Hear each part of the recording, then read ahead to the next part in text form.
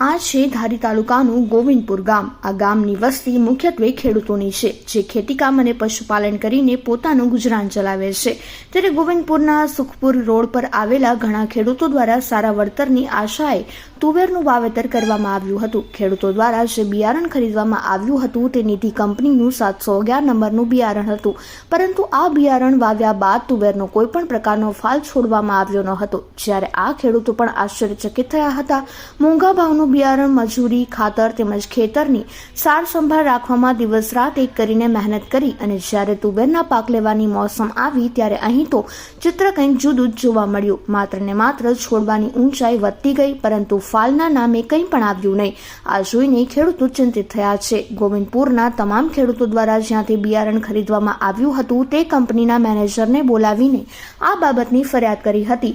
ત્યારે નિધિ બિયારણ કંપનીના મેનેજરના જણાવ્યા અનુસાર ક્યાંય ને ક્યાંય જમીનનો પ્રશ્ન હોઈ શકે, દવા કે બીજી કોઈ વસ્તુનો છંટકાવ કર્યો હોય તેમના હિસાબે પણ આ વસ્તુ બની શકે તેવો જવાબ આપવામાં આવ્યો હતો। નામ ભરતભાઈ મગનભાઈ નાકરાણી, ગામ ગોવિંદપુર, તાલુકો ધારી, જિલ્લો અમરેલી। અમે આ નિધિ કંપનીમાં એલી તુવેર વાવી છે, બધાએ 100 ખેડૂત છે, તે કોઈને ફાલ બેહતો જ નથી ના। 6-7 મહિના પૂરા થવા આવ્યા, એ લોકો કંપનીના સાહેબો આવ્યા, એ એમ કહે છે કે વાતાવરણનો પ્રોબ્લેમ હોય બોલો। અને બાજુના જ પડામાં જે તુવેર ઊભી છે બીજી કંપનીની, એમાં સારામાં સારો ફાલ છે, વીઘે 30-30 મણ થાય એવો ફાલ છે। જેટલું એમાં ખાતર નાખ્યું એટલું જ આમાં નાખ્યું, એમાં દવા છાંટી એટલા પટામાં 3 વાર તો દવાના પટ માર્યા, તો આમાં ફાલ નથી। આનું કરવાનું શું? આમાં ખેડૂતને જ્યાં વળતર મળે છે, એવી માગણી છે ખેડૂતની કે કંપની આને વળતર આપે, પણ કંપનીવાળા કાંઈ ધ્યાન જ દેતા નથી।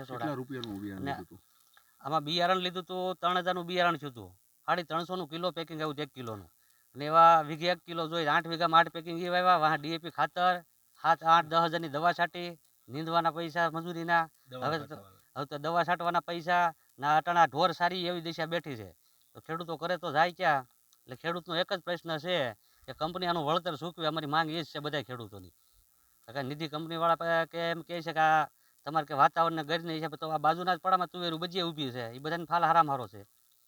અમારી વળતર મળે એવી માંગ છે બધાની। આ તુવેરના ગોવિંદપુરની બાબતે, ગોવિંદપુર ગામમાં તુવેર પાકમાં કંઈ નિષ્ફળ ગયો છે એ બાબતે અત્રેની અમારી કચેરીમાં કોઈ રજૂઆત આવેલી નથી। નિષ્ફળ જવાના તો ઘણા બધા કારણો હોઈ શકે છે, ખાસ કરીને બિયારણની ગુણવત્તા। બિયારણની ગુણવત્તા એ મુખ્ય કારણ હોઈ શકે છે, પરંતુ વધુ ખ્યાલ ત્યારે આવે કે જ્યારે એ ફિલ્ડની ખેતરની સ્થળ તપાસ કરવામાં આવે। મેં અગાઉ કીધું એમ મુખ્ય બાબત બિયારણની ગુણવત્તાનો હોઈ શકે છે। જે બાજુવાળા છે એની બિયારણની ગુણવત્તા સારી હોઈ શકે, અને જે આ છે આપણું જે તમે કહો છો એ પ્રમાણે જે અસરગ્રસ્ત પાક છે તુવેરનો, તો ત્યાં બિયારણની ગુણવત્તા નબળી હોઈ શકે છે। બિયારણની ગુણવત્તા બી હોઈ શકે, વાતાવરણની પ્રતિકૂળતા બી હોઈ શકે, સિંચાઈનો પ્રશ્ન બી હોઈ શકે, પણ આ તમામ બાબતો સ્થળ તપાસ કરવામાં આવે, તજજ્ઞ ટીમ દ્વારા સ્થળ તપાસ કરવામાં આવે તો જ કંઈક આ બાબતમાં વધુ વિશેષ કહી શકાય। મબલક તુવેરનો પાક લેવો હોય તો એનો જે નિશ્ચિત સમય છે એ સમયે એનું વાવેતર કરવું જોઈએ, અને સારી ગુણવત્તાના બિયારણો વાપરવા જોઈએ, અને સારી તમે પાક માવજત આપો, અને જે રોગ જીવાતના નિયંત્રણ માટે સમયસર સારી જંતુનાશક દવાઓ અને અન્ય સામગ્રી તમે સમયસર અને સાચી ગુણવત્તા, સારી ગુણવત્તાવાળી વાપરો તો મબલક પાક મેળવી શકાય છે। મારું નામ લાલજીભાઈ કુરજીભાઈ મામનપરા, ગામ ગોવિંદપુર, તાલુકો ધારી। હું અત્યારે ચતુરભાઈ વિરજીભાઈ સતાસિયાની વાડીએ આવ્યો છું।